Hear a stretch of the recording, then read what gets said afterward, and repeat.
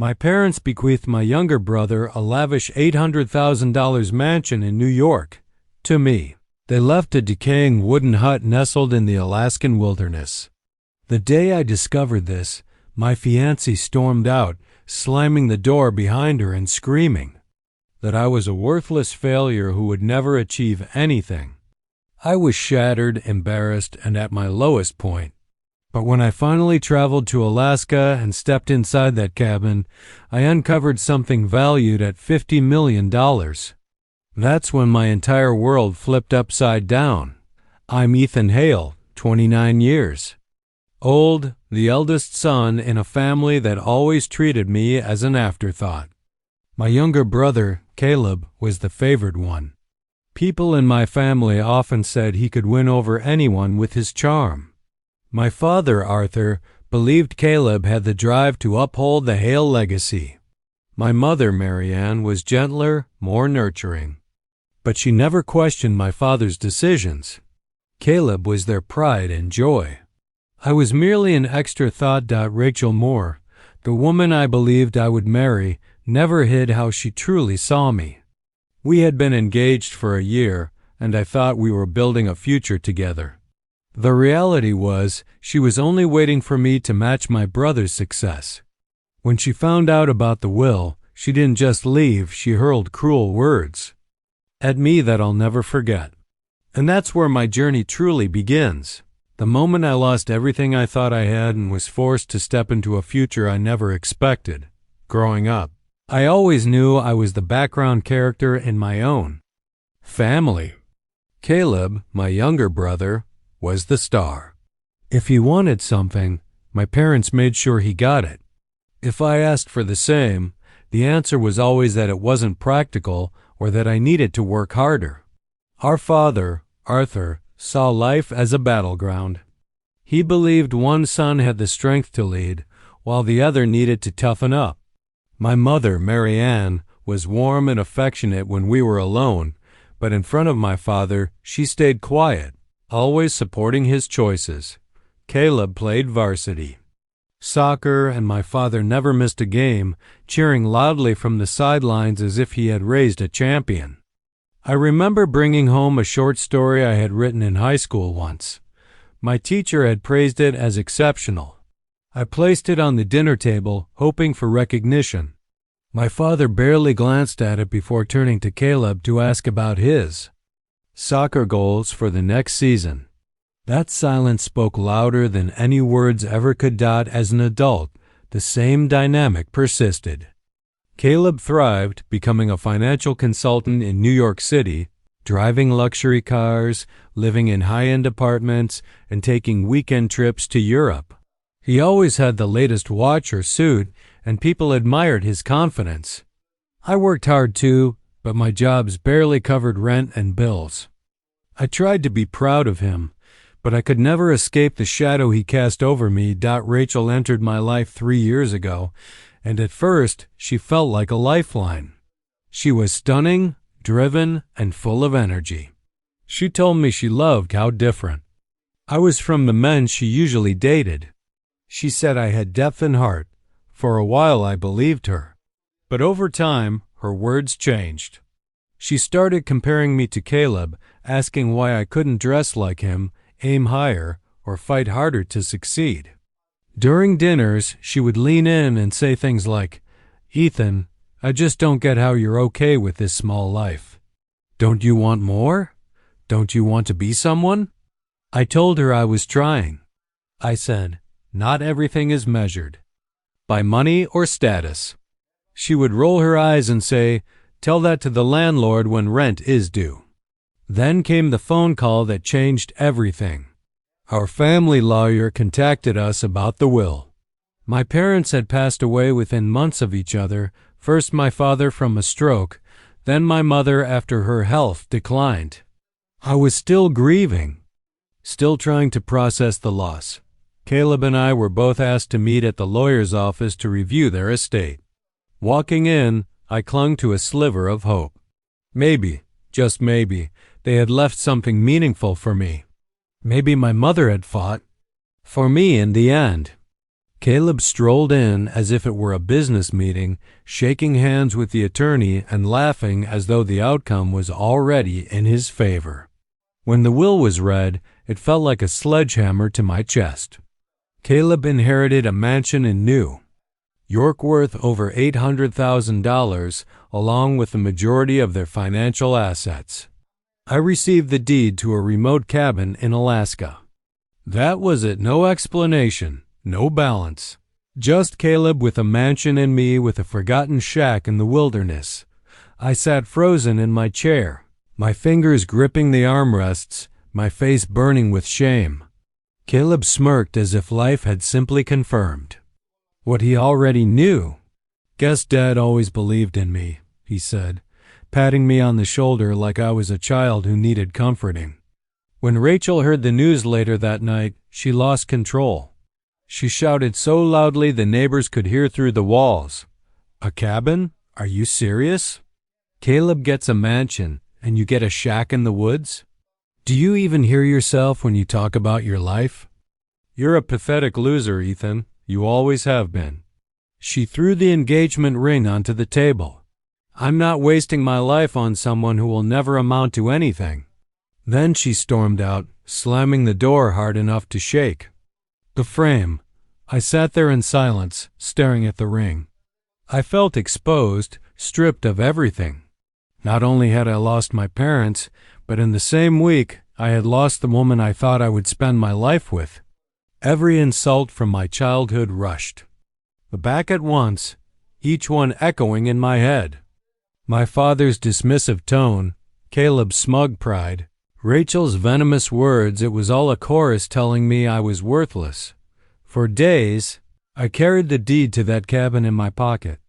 I pulled it out repeatedly, staring at it as if it were a cruel joke, a rotting shack in the middle of nowhere. What was I supposed to do with it? Sell it for scraps, burn it down, pretend it didn't exist?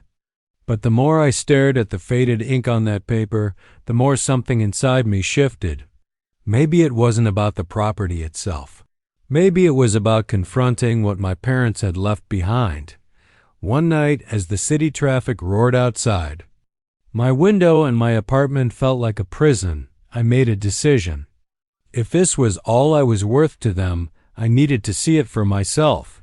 I bought a one-way ticket to Alaska. That was the moment I stopped running from my family's judgment. That was the moment I decided to face the cabin. The plane to Alaska was small and shaky, as if every gust of wind might tear it apart. I sat pressed against the cold window, staring at the endless stretches of snow and forest below. I clutched the deed in my hand like it was both a curse and a key. My mind replayed Caleb's smirk and Rachel's final words. Pathetic loser. Those words cut deeper than anything my father had ever said. They were sharp enough to follow me into the silence of the plane cabin. When the plane landed, the air outside hit me like a punch. It was colder than anything I'd ever felt in New York. The ground was blanketed in snow that crunched under my boots, and the sky was a solid gray. A driver I had arranged with a small local airline loaded my bag into a battered truck and drove me down icy roads for hours. We passed nothing but forest, frozen rivers, and the occasional old wooden house that looked abandoned. Finally, the driver pulled up to the end of a narrow road and pointed ahead. "That's as far as I can take you. The rest is on foot. The cabin should be about a mile that way." I paid him, slung my bag over my shoulder, and started walking. The cold bit into my skin through my gloves. Each step crunched in the snow, and the silence of the woods was heavy. There were no cars, no people, no city noises, just my breath and the sound of my boots against the snow. When I finally saw the cabin, my heart sank. It looked even worse than I had imagined. The porch was sagging. One of the windows was broken, and the wood on the outside was blackened and cracked from years of decay. The roof looked like it could collapse at any moment. I laughed bitterly because this was exactly the kind of inheritance you'd leave to someone you didn't care about. I dropped my bag on the porch and pushed the door open. The hinges screamed as if the house itself was angry about being disturbed. Inside, the air was thick with dust. Broken furniture was scattered across the floor. The smell of mold and old wood stung my nose. I walked through the rooms, each one worse than the last. The kitchen sink had rusted through. The floorboards creaked as if they were ready to snap under my weight. A family of mice had chewed through what might have once been a couch. I sat down on a chair that looked sturdy enough and buried my face in my hands.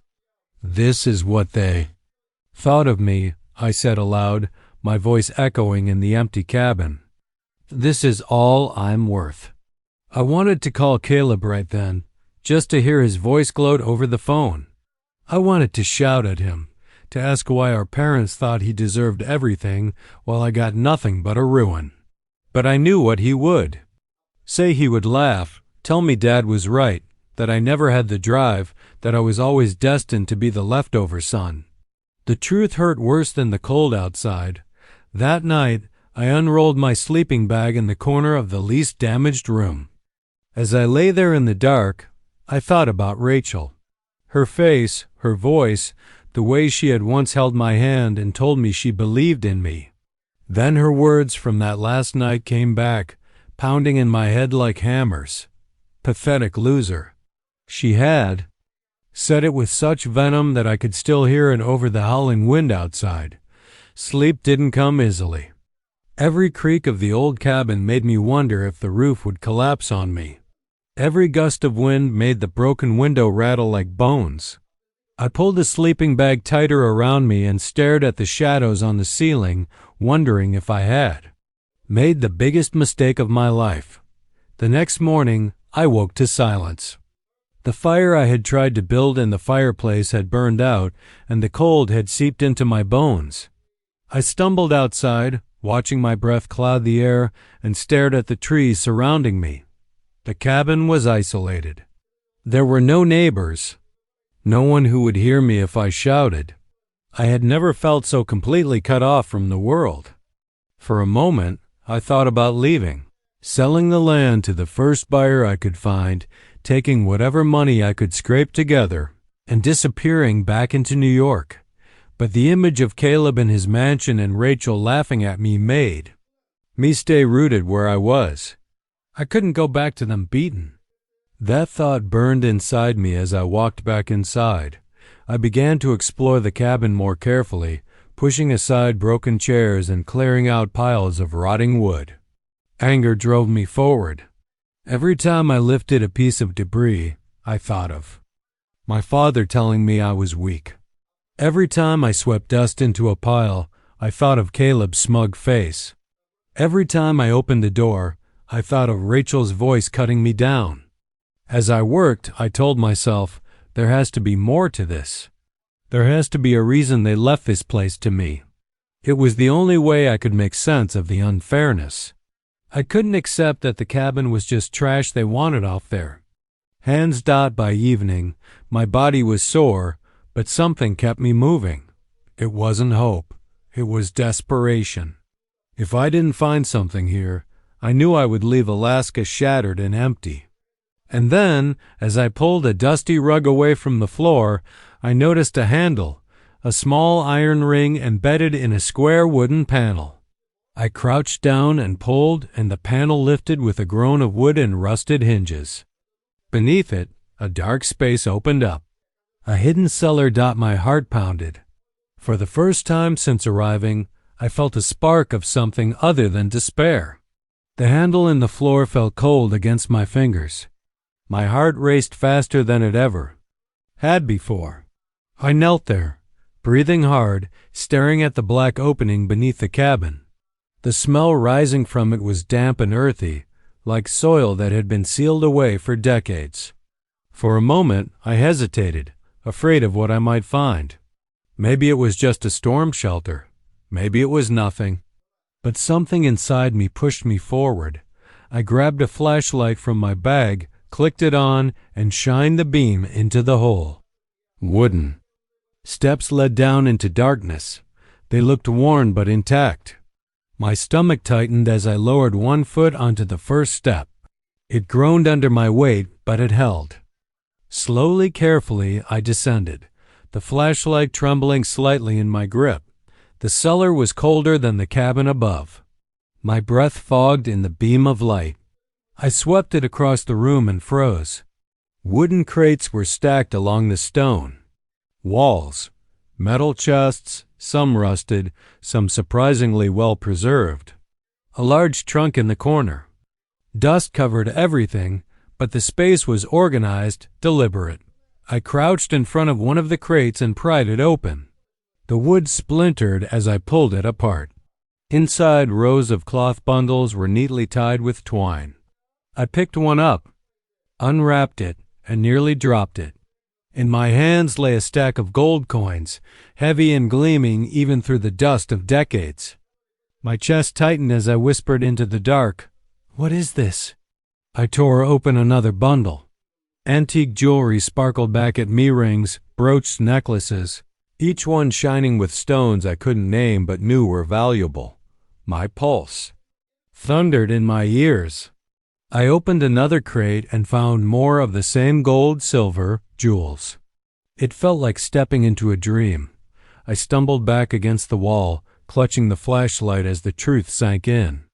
My parents hadn't left me garbage. They had left me something hidden, something enormous. The weight of it nearly crushed me, not because of its value, but because of what it meant. They had trusted me with this, not Caleb. For years I had. Believed I was the disappointment. I had lived under the shadow of Caleb's success and my father's criticism. Now, I was staring at proof that my parents had seen me differently than I thought. But the realization didn't just bring relief. It brought fear. What was I supposed to do with all of this? Who else knew about it? What if Caleb found out? What if Rachel heard and came clawing back into my life? My hands trembled as I set the gold coins back into the crate. This wasn't just wealth. It was responsibility. It was danger. I forced myself to keep exploring. In the large trunk in the corner, I found leather-bound ledgers, brittle with age. Flipping through the pages, I saw detailed accounts of land rights, mining claims, and business dealings dating back nearly a century. My family's history was written here. They had owned vast tracts of land, and some of the documents suggested rights to resources that could still be active. One name kept appearing: my grandfather, Elias Hale. I had never known much about him, only that he had been a hard man, stricter even than my father. Now I understood he had been building something that had passed through generations. And here, in this hidden cellar, my parents had passed it to me. I sank onto one of the crates, the flashlight balanced on my knee, and tried to breathe. For so long, I had believed the lie that I was worth nothing. Yet here I was, sitting on top of wealth so immense it was almost impossible to grasp. $50 million or more hidden away beneath a cabin everyone thought was worthless. But this was also the moment of decision. I couldn't just leave the treasure here and pretend it didn't exist. I couldn't run back to New York waving it in Caleb's face either. That would invite chaos, lawsuits, maybe even threats. And Rachel, God, she would come back begging the second she caught wind of it, acting like she had always believed in me. I knew I couldn't let that happen. I made a vow right then, whispering it into the cold air. I won't waste this. I won't. Let them take it. I'll protect it. I'll prove that you were right to trust me. For the next 2 days, I worked like a man possessed. I cataloged everything in the cellar, writing down what I found in a notebook I had brought.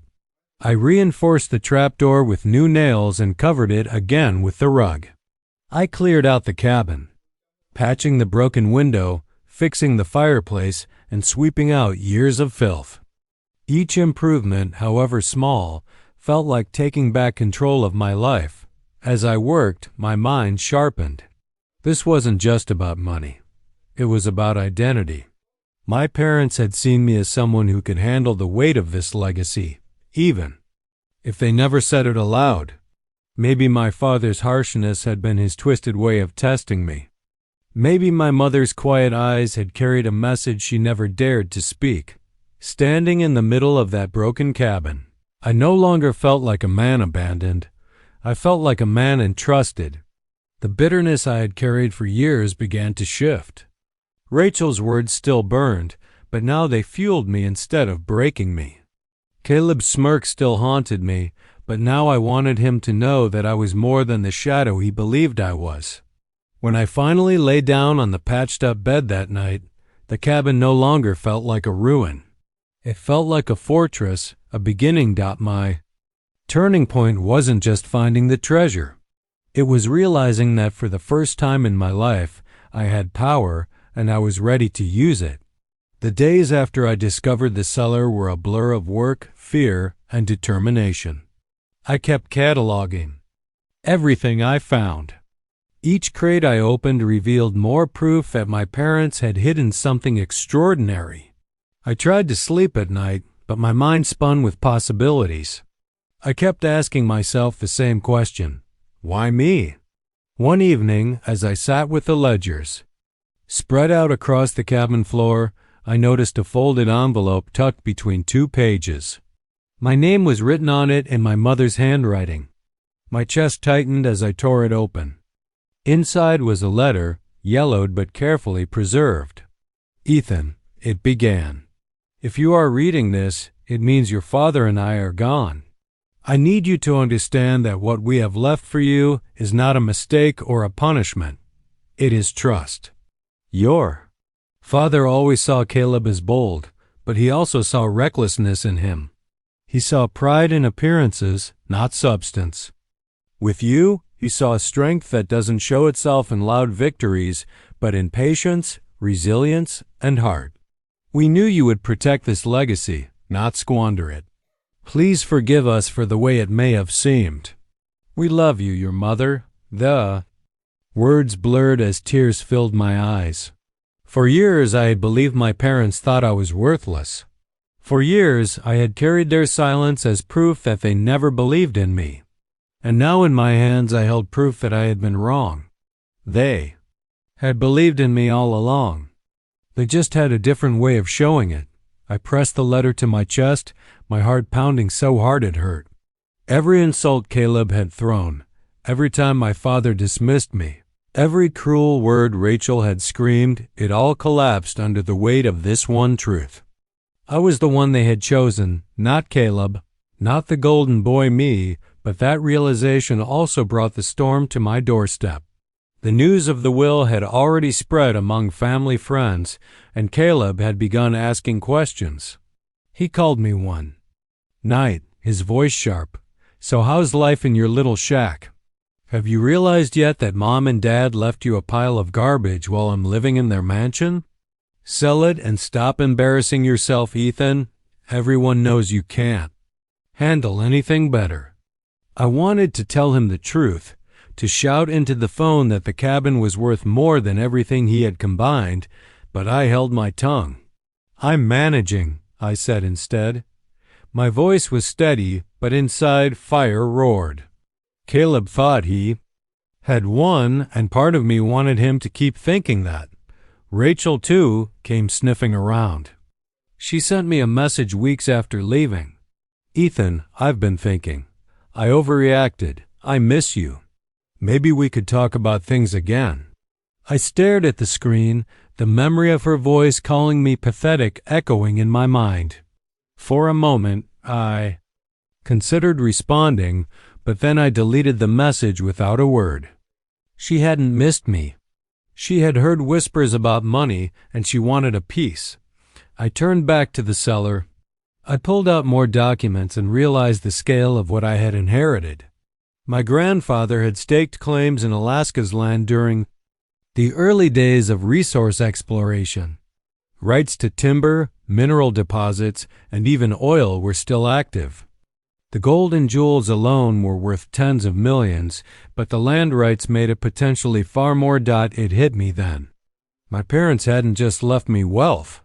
They had left me a future, a way to rise, not through someone else's approval, but through my own decisions. This was more than an inheritance. It was a second chance. That night, I built a fire in the cabin and sat in front of it with a letter from my mother resting on my lap. The flames crackled and the shadows danced across the walls. I spoke out loud as if my parents were in the room. "I'll protect this. I'll make it grow. You trusted me, and I won't fail you." For the first time in years, I felt whole. The cabin was no longer a symbol of rejection.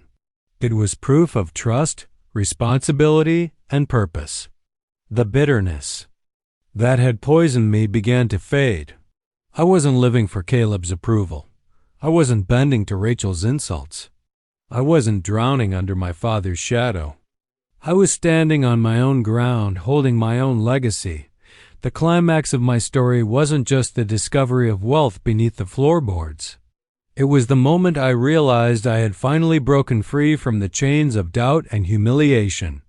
The world could call me whatever it wanted, but I knew who I was. My parents knew who I was. As the fire burned low and the night grew quiet, I folded the letter carefully and placed it back into the ledger. I closed my eyes, and for the first time in my life, I didn't feel like a loser. I felt chosen. The morning after I found my mother's letter, I stepped outside into the freezing Alaskan air and felt something inside me settle for the first time in years. The cabin that had once seemed like a punishment now felt like a responsibility. I looked out at the endless forest, the snow hanging heavy on the branches, the silence pressing against my ears, and I thought, this is mine. Not just the cabin. Not just the gold or the land rights buried in the cellar. The choice to do something meaningful with my life was mine. In the days that followed, I began repairing the cabin with new determination. I patched walls, fixed the roof, and cleared out broken furniture. Every swing of the hammer felt like reclaiming a piece of myself. My father had always said I lacked drive. Caleb had mocked me as weak. Rachel had called me pathetic. Each insult fueled me as I worked. With every repair, I proved them wrong. The cabin was no longer a symbol of failure. It was becoming a home. I spent my evenings in the cellar, reading through the ledgers, trying to understand the full scope of what I had inherited. The numbers, the maps, the deeds, they painted a picture of a family history I had never been told. My grandfather, Elias, had built something powerful, and my parents had chosen me to continue it. They hadn't spoken the words, but their actions had been louder than anything they ever said. That realization changed me. Caleb continued to call, leaving messages dripping with arrogance. "Enjoy your shack, Ethan. I'll be in Italy next month.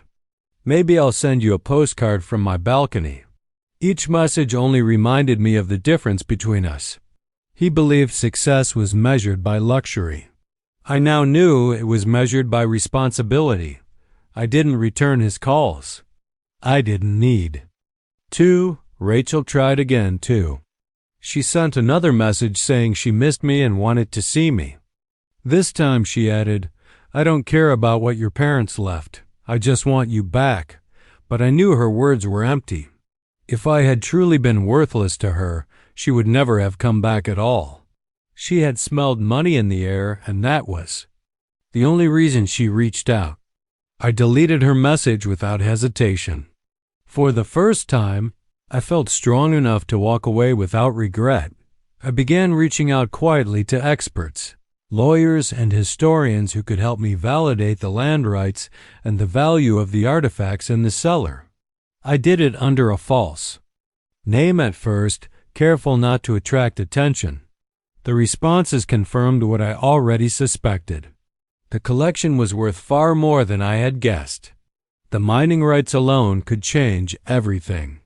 The wealth was real, but so was the responsibility. If I mishandled it, I could lose it all. If I treated it wisely, I could build something lasting. And that was when I realized the true lesson. My parents had not chosen me because I was stronger or smarter than Caleb. They had chosen me because they knew I would not waste it. They knew I would carry the weight with care. Caleb had been given something he could show off, something he could flaunt to the world.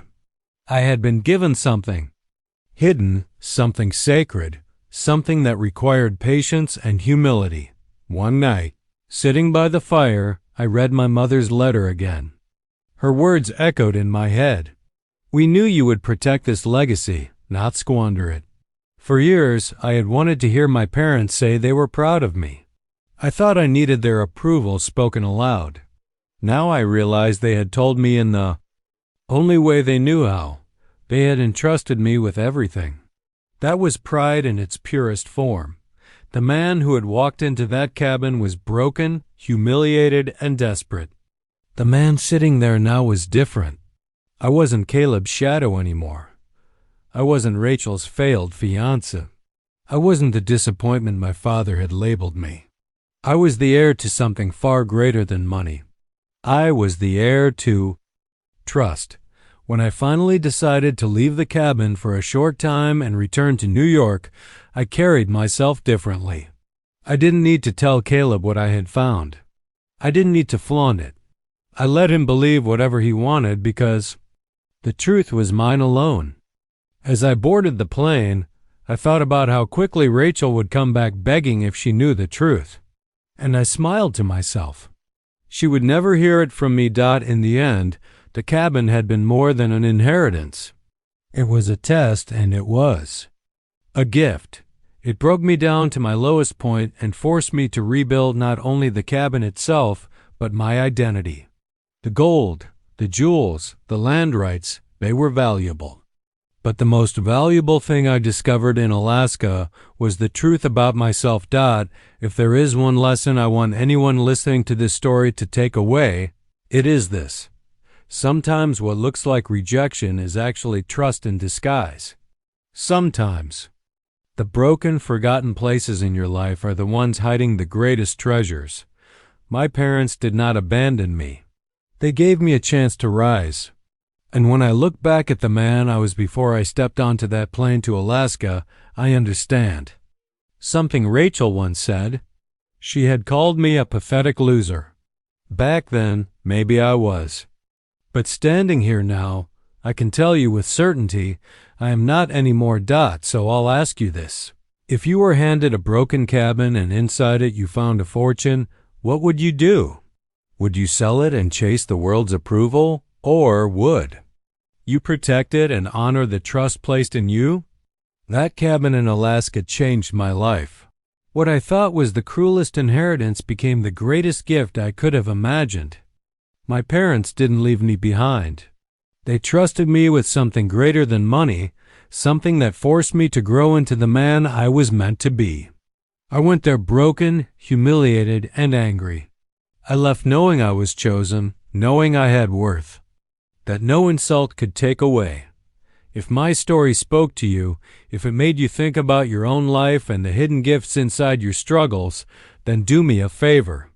Like this video. Share it with someone who needs to hear it.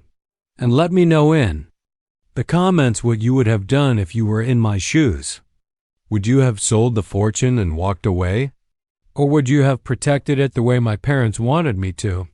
And if you want more stories like this, subscribe to the channel. Every story I share is meant to remind you that even in the darkest places, there's always something worth finding.